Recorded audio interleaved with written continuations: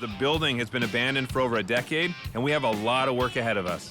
Everything has to be that mix of original and sort of glam, so I want to do a vintage remix. Holy smokes. This is unbelievable. We had to get the house to a certain level before we could even start working, so we had to fix the structure, we had to get rid of the termites, we had everything treated. So you had to pull everything out and start fresh. But the original features, that's all the original brick for the fireplace there.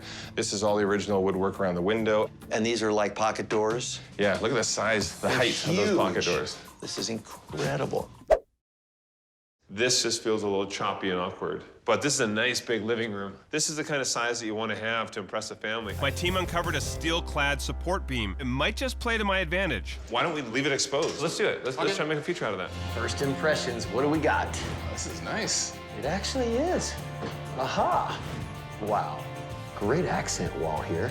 You know, you walk in the front door and you're already going wow, which is important. People love a wow house, you know?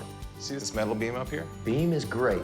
Gives this opening a nice feel because this room now becomes part of this room. You pass through this breezeway and you know that's there, and it just gives you a good feel. Pretty sexy fireplace. Definitely got a wow factor. Love the warmth. Wood panel overload.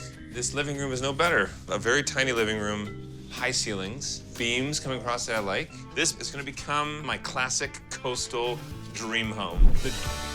Ooh, okay. Oh, wow, that's beautiful.